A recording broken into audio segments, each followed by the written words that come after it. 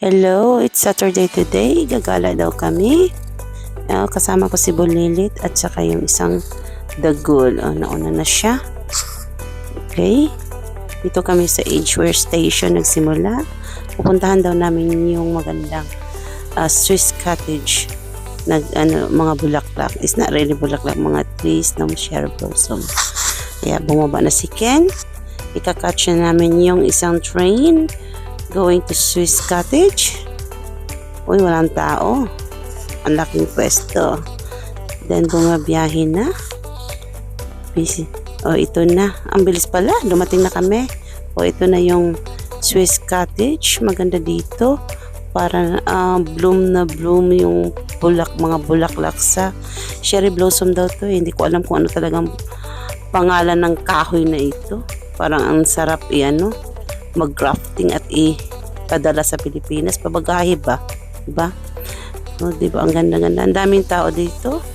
Usually, mga Chinese, Korean, Thailand. Then, pagkatapos namin doon, nag-train na naman kami, naglalakad kami. Kasi pupunta na naman kami sa ibang destinasyon. At itong isang kasama ko, reklamo na kasi napapagod na siya. Sakit na yung paan niya sa kakalakad. Kawawang Ken, waiting for another train going to Kensington kasi pupunta kami ng Kensington. And then dito na kami sa Natural History Museum.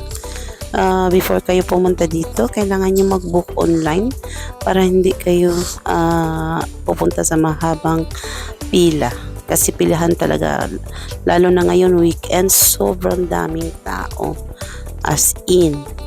Tapos diretso na kaming pumasok, ito na sa loob, malaki, super daming tao, walang upuan. Ito na rin ang problema kasi walang upuan. Then marami kayong makikita ditong magaganda to sa mga bata talaga, as in. Pero saglit lang kami dito kasi si Ken super pagod na. At wala na kaming maupuan sa loob. Lahat may tao. Then, nagutom na. Punta na sa 5 guys. And then, hapon na. Gabi na talaga. 6 o'clock. Umuwi na kami dito sa Marble Arch. Uy, may mga pailaw pala sila dito. Happy Ramadan.